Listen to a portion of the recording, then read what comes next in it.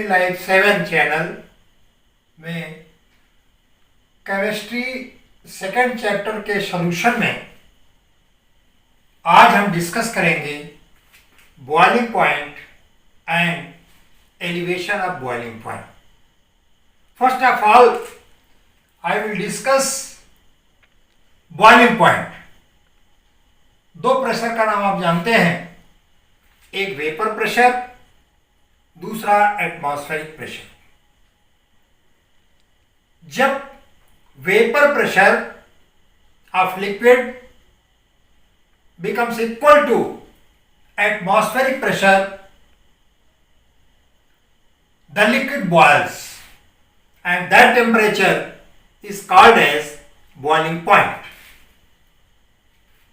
Note down this definition.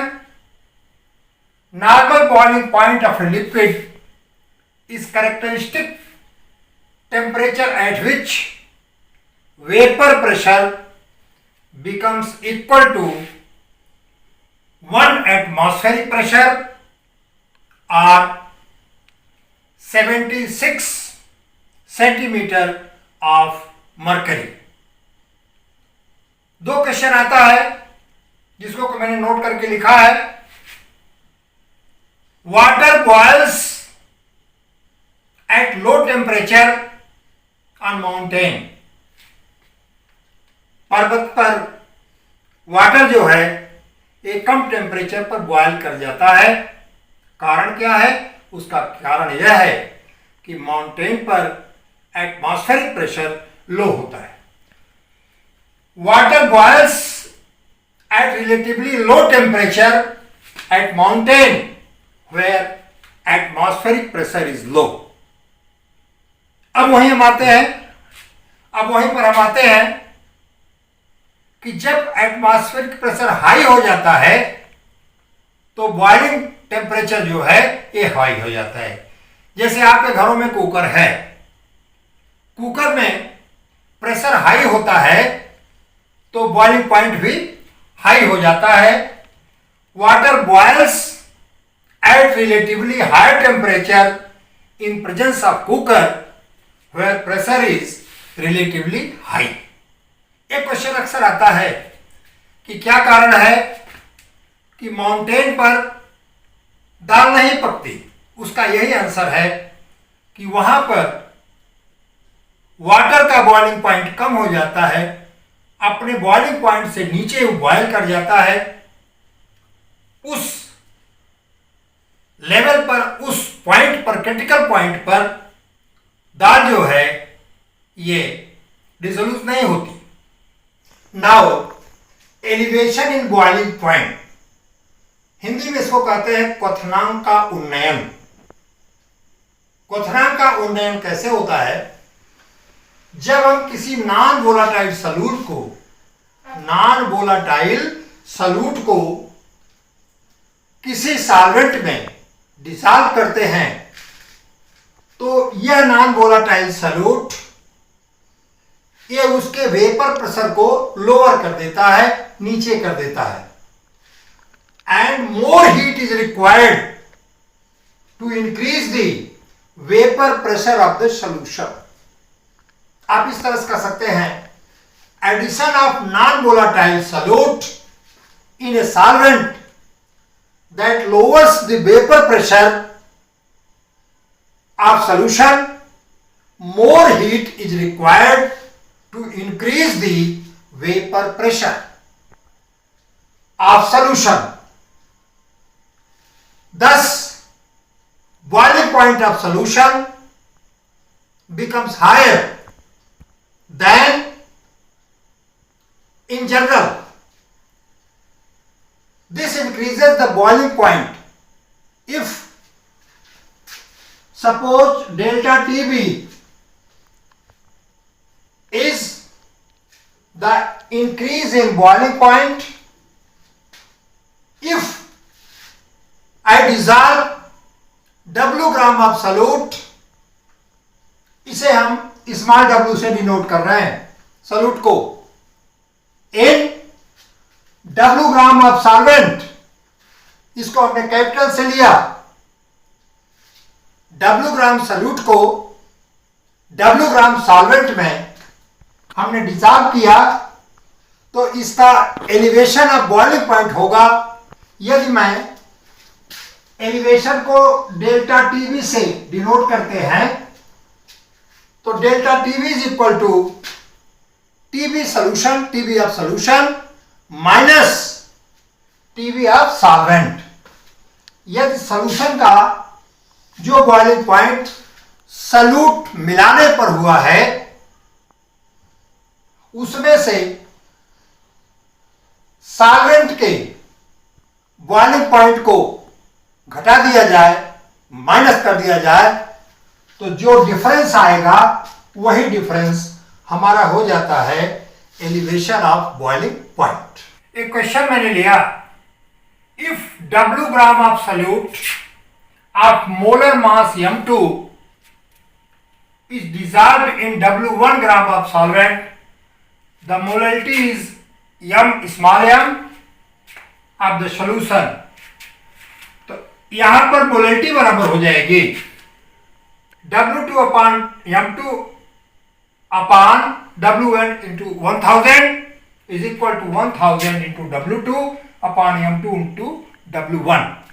अब हम इसको सब्स्टिट्यूट करते हैं मोलैलिटी का, तो हमारा हो जाएगा elevation in boiling point delta TB is equal to KB into 1000 into W2 upon M2 into W1।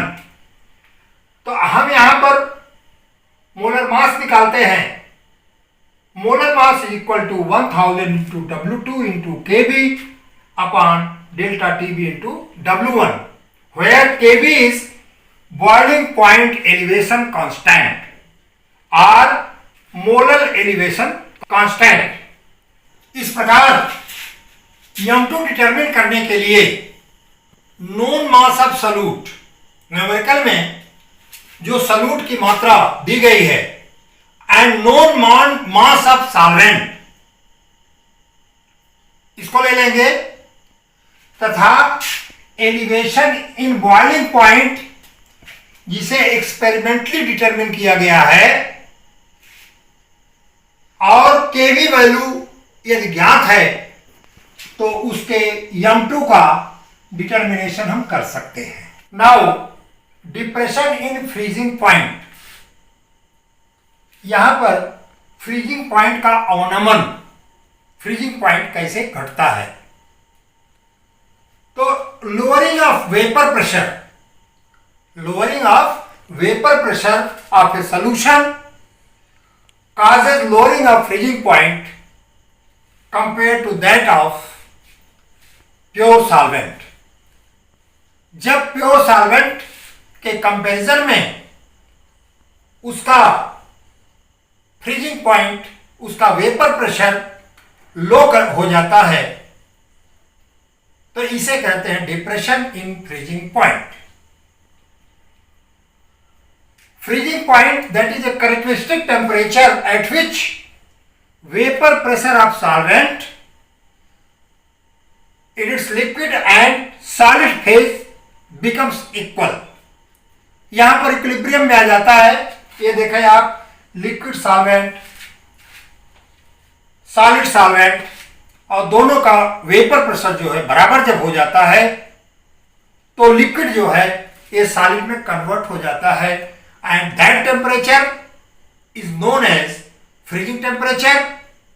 Suppose TF0 is the freezing point of pure solvent and TF is freezing point when non-volatile solute is dissolved in solvent, then decrease in freezing point, that will be delta TF equal to TF0 minus TF, delta TF, that is the depression in freezing point। Depression in freezing point for dilute solution, that is ideal solution, if suppose delta TF for dilute solution, that is the depression in freezing point, is directly proportional to its molality। the solution, thus delta F proportional to m molality or delta TF equal to KF m. Here KF is proportionality constant. अब एक question मैंने लिखा है इस पर, if W2 gram of solute having molar mass m2 present in W1 gram of solvent produced the depression in freezing point delta TF of the solvent, then molality of the solute. अब इसको कैसे हम calculate करेंगे? Molality of solute question में हमारा दिया हुआ है सॉल्यूट का weight upon molar mass W2 upon m2 whole upon W2 into 1000. अब इसको हम सब्स्टिट्यूट कर देते हैं प्रोपोर्शनलिटी कांस्टेंट में KF में. That will be delta F means depression in freezing point is equal to KF into W2 upon m2 whole upon W1 into 1000. Then KF into W2 into 1000 upon m2 into W1. इस तरह से हम इसकी molar mass इसकी molarity calculate करेंगे. KF into W2 into 1000 upon delta TF into W1. इस प्रकार से सॉल्यूशन चैप्टर में हम 4 पार्ट में आपको पूरा का पूरा डिस्कस किया है और उसमें जितने पॉसिबल न्यूमेरिकल्स हैं उनको मैंने सॉल्व कराया है. पूरे चैप्टर को आप देखें. वैसे मैंने प्रयास किया है कि उसकी डेफिनेशन ब्लैक बोर्ड पर मैंने लिख दी है व्हाइट बोर्ड पर और उस डेफिनेशन को आप नोट डाउन कर लें. वैसे हम प्रयास करेंगे कि अपने नोट्स को हम PDF में डालें और PDF से आप वो नोट्स जो है पढ़ें और अपनी कॉपी पर नोट्स बनाएं. इस प्रकार से इस 4 पार्ट में सॉल्यूशन का पूरा चैप्टर मैंने कवर किया है. उसे आप पढ़ें. इसके बाद हमारा 3rd चैप्टर केमिस्ट्री का चलेगा. हम उम्मीद करते हैं कि आप chapter 1st, chapter 2nd, chapter 1st आपका सॉलिड स्टेट था, चैप्टर 2nd आपका सॉल्यूशन था. मेरा ये प्रयास हुआ कि 12th CBSE बोर्ड या टोटल NCERT को मैंने अंग्रेजी और हिंदी दोनों में कवर किया है. हम उम्मीद करते हैं कि ये चीज आपकी समझ में आएगी. शुभकामनाओं के साथ आपका मंगला प्रसाद सिंह. धन्यवाद.